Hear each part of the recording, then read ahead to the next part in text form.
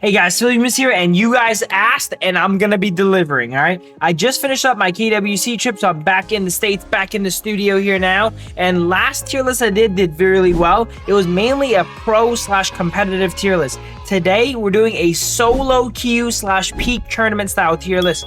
Keep in mind, I'm gonna be ranking these heroes off of what I perceive their power level to be, and just because I have something in a high tier doesn't mean you guarantee win with it, and just because I have something in the low tier doesn't mean it's terrible and you cannot win with it. I'm just saying what is the general power level of the heroes. Something in a higher tier you're usually going to be more happy to see on your team and more afraid to see on the enemy team. But again, it doesn't mean that, you know, if you see a low tier character is not going to do well. It all comes down to the player at the end of the day. Boom, let's get started with my favorite lane here, and that is the Clash lane. Now S and A tier are going to be relatively ordered, so left side is going to be stronger than the right side, whereas B and C, I'm not really going to order too much. They're all generally going to be around the same power level. One could be a little bit better than the other one. So B and C are not going to be ordered. S and A usually are. So in the S tier, we have Byron. And then here you see Xiao Xiao. But Xiao Xiao, that is going to be Fatih here. Those are going to be our best Clash laners. One character I really missed a mark with on my pro tier list was Fatih. I didn't really understand how strong he was because I didn't see too much gameplay of him. But we saw during KWC that he is really strong, if not stronger than Byron here. So that's why in my solo list as well, he is up here as well. But then we have stuff like the Charlotte, the Li Jing here. Now this is the example of a character that's good in solo play/peak tournament, but not good in competitive play. Dharma here would be an S tier pick if this was pro pay, but he is, you know, not as good in solo play here. Miyu really strong in solo play as well too. Futsu, Hano, I swear, super slept on pick in the Clash lane for solo play because it's so annoying of a pick for people to play against here. Yang Juan as well too, another kind of sleeper pick that's very strong in solo queue play. And then B tier, we have the more average stuff. Bai Chi, I wish he was better, but he's kind of bad. Lubu is kind of bad. I don't want to say B tier is bad, but he's balanced. B tier, like I said here, is balanced. But in a game where there's characters that are very strong and there's characters that are overpowered, balanced equals kind of bad if you think about it like that, right? So these characters are relatively balanced, but nothing crazy exceptional. And then C tier I'd say is weak. Flowborn tank is not that good. Okio's not that good. Whale guy definitely not good. Guan Yu is a pick that's like very skill dependent, and in solo queue it's 9 out of 10 times going to be terrible. Guan Yu, even players that are Guan Yu mains are not going to be that good. This is a character that's really good in pro play, not very good in solo queue here. So that is going to be your Clash lane tier list. Any of them I want to specifically focus on here? Probably one. Yeah, let's focus back on Li Shin here.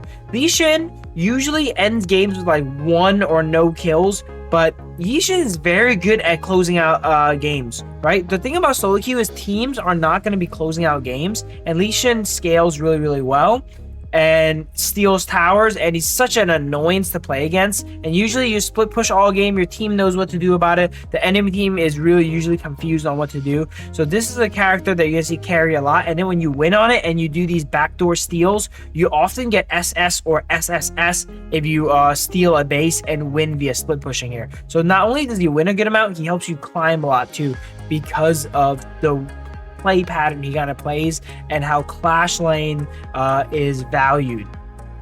So there's going to be Clash lane here.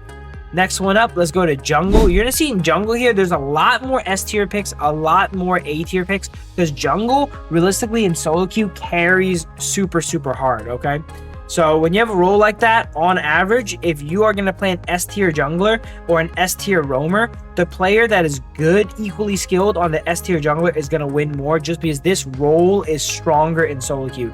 So obviously we have the Ogren, but we also have the Lamb up here. You know, the Lamb is not that high in competitive, but in solo queue, Lamb is so extremely overpowered. I feel like every time you see a Lamb, I'm personally afraid of it. Luna, if you're strong, Luna is extremely overpowered as well too. Pei is very strong, and Jing. These are like the gods of solo queue. If you see one, there's like a 50-50 chance they solo carry the game. Then in the A tier, we have the very strong. We have Dan Wei, another very solid pick. Prince is strong too. Fade is strong. Sima Yi, a pick that's terrible in competitive play, but in solo queue is pretty good, you know. Fati, I think, is a pretty strong jungler as well. It's okay, but it's better in the Clash lane. Masashi strong, Arki strong, Hanshin. All these are very, very strong picks. Wukong, a pick that is never ever seen, considered useless in competitive. I'd say is very strong in solo queue play because if he gets ahead and gets fed, you guys have played against a fed Wukong before, that is a nightmare, right? Agudo, a little bit less strong in solo queue as compared to competitive because, you know, the job of anchoring the team is not as important because there's less team play. Balanced here, you're going to see more of the scaling junglers, more of the, you know, junglers that are okay. They could jungle, but they're not crazy good. Sunset, I would say, would be a lot stronger before the nerfs, but he got nerfed down pretty bad. And then C tier, Dune recently dropped down, I'd say, after the nerfs to his junglers. Clear is just a little bit too slow now. Probably not worth it. Channel, Okio, Rion, Flowborn Tank, Levi, Lee Banger. These characters are just not really good enough in the jungle. Not going to cut it. When you see someone like this on your team, you much rather have like a lamb on your team, I think, right? So that is going to be the jungle list. Next thing up, we have the mid tier list. Mid is, I'd say, relatively balanced, and it shows like a theming, right? In the S tier, we have our Mai. Obviously, if you're a strong Mai player, it's an overpowered pick. But then we also have Dachi. Another jarring difference between competitive and solo play, right? In competitive, Dachi is useless, is never played. It was never played in the most recent tournament, right? But in solo play, you see Dachi every other game. I see Dachi so much. People hate playing against it. It gets banned a lot. Just because how simple it is to play. It just charms you, full combos you from the bush, and then kills you. In solo queue play, that play pattern is amazing. It is extremely simple to play, so you're very happy to have it on your team as always, but you're always dreading facing it, you know, usually, right? So Dachi is in the S tier. A tier, very strong. We have the Milady, Angela. These picks can Milady can shred down towers, and then Angela can shred down teams. Combing is going to be my underrated sleeper pick here. I think Combing mid is so strong. Every time I see someone bust it out, they usually do really well. Same with Gao, but these don't come out too often, but when they come out, they are devastating. Princess Frost, Ganon, Mo, Shangguan, pretty reliable, solid pick. Shangguan usually is a bit more reliant on if the player is good or not, or if they have the Dolia. Nua, Daochan, again, they're up there in the strong picks tier. Daochan can carry really hard if she gets ahead because of her itemization. And then in B tier, in balance tier, you're going to see a lot of the more control-y / utility mages, because in solo queue, you want to carry. And if you can't carry, you're not bad, but you're not going to be as good, right? So we have the Lady Jen, Yijing, Yuan, Heino's in here too, Motsu, Shi, Daquao, Zia, and then Xiao here. These characters just, they don't carry as hard. They're not bad. They do their job really well. But you're going to see sometimes they, you know, even you do really good on Lady Jen, you're going to go 2-2 and then 10 and lose the game, right? And in our weak tier, we obviously have some of the weak boys here. Yu, Dr. Beyond, Flowborn Mage. I might be missing the mark on this one again here, but it doesn't seem that good to me. You know, maybe there's some growing pains, but it seems like another weak pick here. And then Liang mid is not the best as well. You want some damage in the mid lane. All right, let's move on to Marksman here. Marksman, number 1 and 2 Marksman. Everyone kind of knows the Arlie and the Long. But I would say Marco Polo for solo play is also extremely strong. Because usually if you pick Marco Polo, your support knows how to pick the Yarria, and right there, bada bing, bada boom, everyone's played against that before, and everyone knows how annoying and strong that is. So usually when you see Yarria, your Marksman knows to go Marco Polo. If you see Marco Polo, your support knows how to go Yarria, and you see that combo a lot in solo play, more than the other combos, I would say, right? Which is why I put him in the S tier here. Also, he's not really punished as much as in competitive, which abuses his low range. His low range is actually usually a benefit in solo play because marksmen and anyone in general just doesn't position it as well, and a close range or mid-range marksman thrives in that environment. In the very strong tier, we have Lady Sun, Renji, Flowborn, Marksman, Ho Yi, Channel, and Concert Yu. These are all, I'd say, like really strong picks. But they're more situational, whereas these picks are almost always good. These picks are more situationally good, and if the situation comes up, they can be just as good as the big 3 here. B tier, we have the more balanced tier. Again, nothing wrong with these picks. You can definitely win with them. I like a lot of these picks as well too, but they are not considered very good. They're just considered balanced. And then C tier and weak tier, we have my Alicio here. You could put him in B, sure. I think he's relatively weak. I think Lubon is kind of weak too, but I'll leave him in C for now.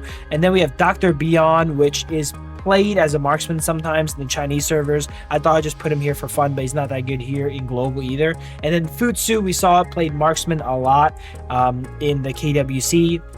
I would not bust it out in solo queue. You know, you need a team built around that, and chances are this is not going to be good enough, and your support's going to hate you, and your team's going to hate you. So that's why I threw that on there as another weak pick as well too. But marksman, not many of them here, but they're usually very easy to go ahead and put down here. I just remembered I'm missing one here. I'm missing Laura. She's probably in C as well. Am I missing anyone else?